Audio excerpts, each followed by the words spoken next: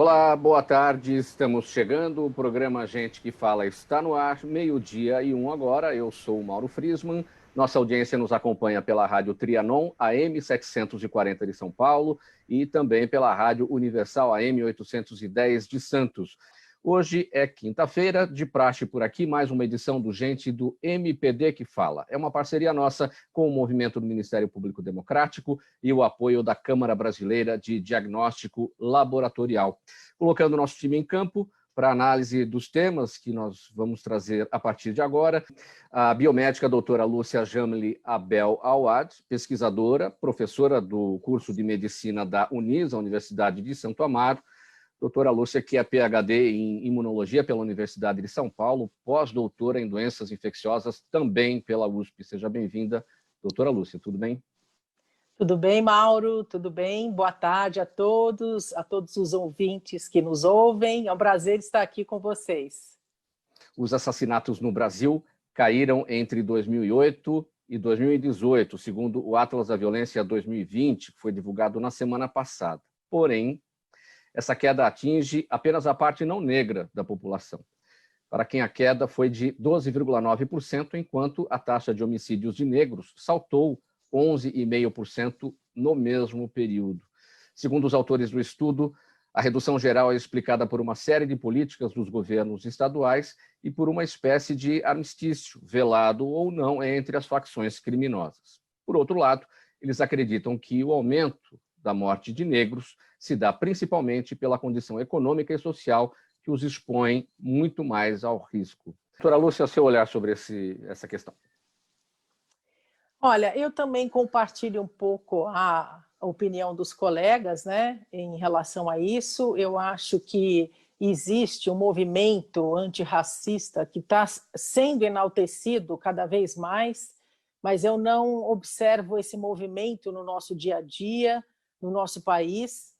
Eu acho que existem, sim, medidas que podem ser tomadas para diminuir essas ações, né, antirracistas, mas esses movimentos eu acho que são mais de ordem política do que são consistentes. Eu não sinto que exista esse racismo eminente, principalmente aqui no Brasil, né? Eu acho que em outros lugares, como nos Estados Unidos, ele é mais aparente, sim, isso é verdade, né? Até por questões ideológicas do governo atual, mas eu acho que no Brasil a gente não consegue sentir essas diferenças tão evidentes assim. Gente, mais uma polêmica aqui, é a seguinte: a afirmação do presidente Jair Bolsonaro de que ninguém pode obrigar ninguém a tomar vacina, a declaração foi dada agora na segunda-feira, dia em que o Brasil ultrapassou os 122 mil mortos pela Covid-19, traz preocupação quanto aos movimentos anti-vacina e o desincentivo à imunização quando a vacina estiver disponível. Embora o presidente não tenha falado contra a vacinação propriamente, mas contra a obrigatoriedade, as declarações dele são como um combustível para eventuais temores da população. E na falta de uma cura para a doença, a vacina contra o coronavírus é vista como a única solução para um retorno à vida normal. Doutora Lúcia, qual é o efeito dessa frase do presidente Jair Bolsonaro? Fica só na bolha dele ou isso vai para a sociedade de uma maneira geral? Olha, Mauro, eu acho que essa informação do presidente, essa fala do presidente é um desserviço à nossa sociedade. Então, no momento tão crítico que nós estamos atravessando, de uma pandemia, de uma doença completamente desconhecida, sem precedentes, né? Já deixou aí mais de 122 mil mortos aqui no nosso país, infelizmente, e o mundo atrás de uma vacina, né? E todos os cientistas, as universidades, a comunidade médica atrás dessa vacina para tentar resolver essa situação da pandemia que assola o mundo inteiro, né? Está causando prejuízos enormes, tanto a nível pessoal como profissional e econômicos para todos nós, né? Com essas questões do distanciamento social, muitas pessoas perderam o emprego, e esses movimentos anti-vacina já existem há muito tempo, né?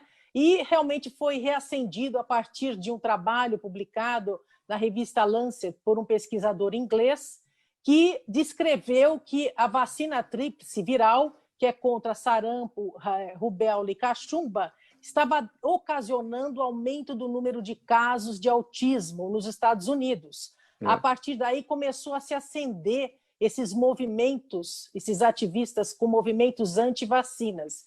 Eu, como imunologista, né, porque toda a minha formação é na área de imunologia, sou pesquisadora em imunologia, eu sou completamente a favor das vacinas, né? As vacinas, elas salvam vidas.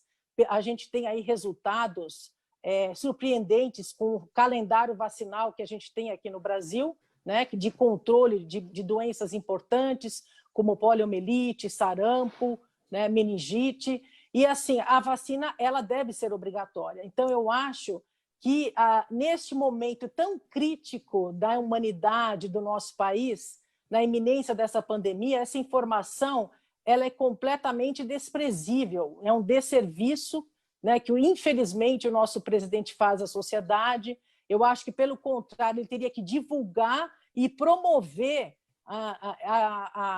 o ato da vacinação para a população, porque, sim, com certeza trará benefícios para a saúde para todos nós e para a nossa sociedade. E os resultados das vacinas têm sido muito satisfatórios, né?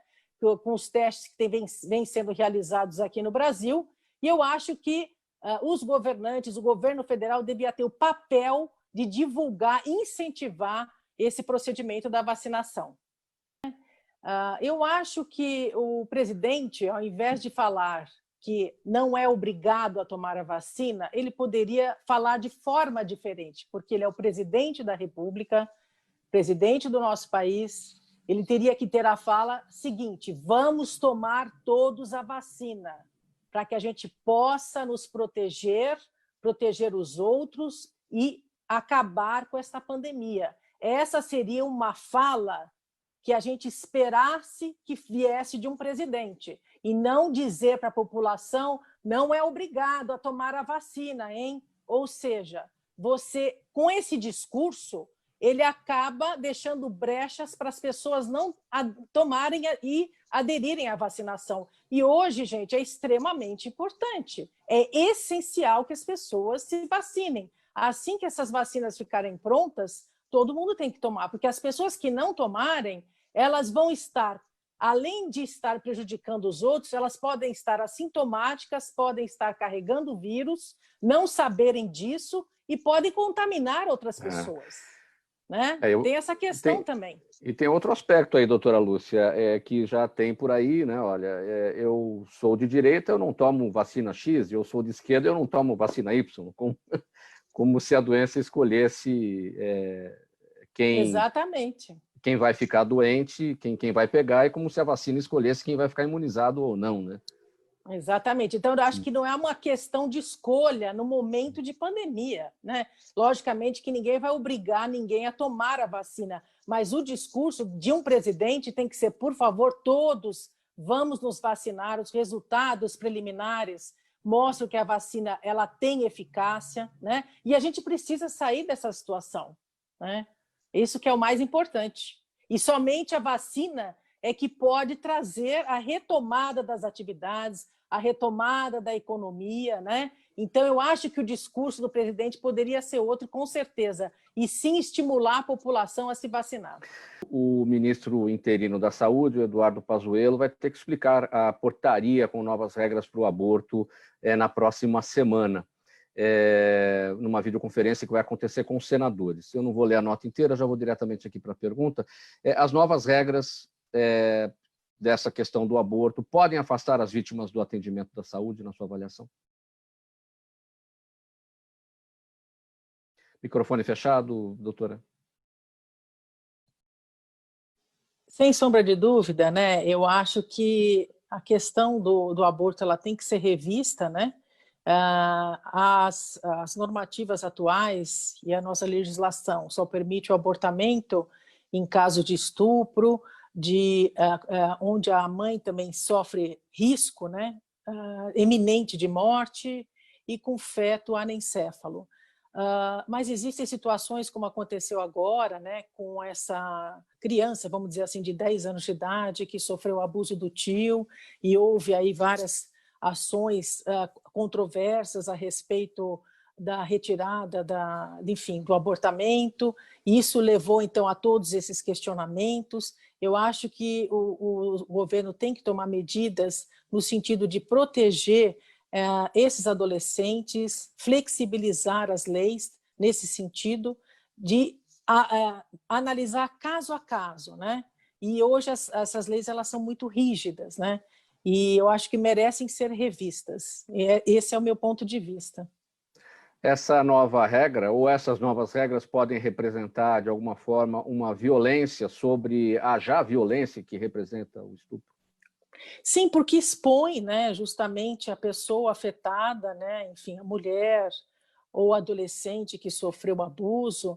Eu acho que é uma medida desnecessária, não se faz, na realidade, sentido ter um tipo de medida assim. Eu acho que ela é muito agressiva, né, em relação à exposição da pessoa ao caso. Já é uma situação delicada, a pessoa já está fragilizada. Eu acho que realmente ela não deve ser levada adiante. Pessoal, temos perguntas aqui do público do Gente que Fala, da nossa audiência. As perguntas já estão por aqui. Deixa eu aproveitar que você está com a palavra, doutora Lúcia. O Maurício Santini nos acompanha pelo YouTube. Obrigado, Santini, aqui pela pergunta. Quais os riscos, pergunta o Maurício Santini, das aglomerações em praias, parques e locais como restaurantes e bares? Acho que ele deve estar pensando aí já no final de semana prolongado, por conta do feriado, muita gente indo para esses lugares aí. Certamente. Olha, eu acho que nós devemos ainda continuar com as medidas preventivas, higienização, afastamento social, distanciamento social e evitar locais aglomerados. Por quê? Porque, infelizmente, o vírus ainda está circulando, né? A gente observa uma curva descendente do número de casos, graças a Deus, número de óbitos também, só que esse número de óbitos não cai de maneira significativa, mas ainda existe a circulação do vírus. E o que é mais importante ainda ressaltar é que muitas pessoas que não sentem absolutamente nada, que são assintomáticas, elas podem transmitir o vírus, né? E podem também desenvolver a doença em outros estágios, né? Estágios mais avançados. Então, evitar aglomerações, restaurantes, bares, né? E sempre usando a máscara, né? Isso é super importante ressaltar, que o uso de máscara protege a si, como também protege aos outros também, mas locais aglomerados sempre existe uma maior chance de circulação do vírus, por isso devem ser evitados. Doutora Lúcia, sua palavra final. Gostaria de agradecer, Mauro, aos ouvintes pelo convite, né? Foi um debate bastante enriquecedor e uma discussão bastante interessante. Obrigada a todos.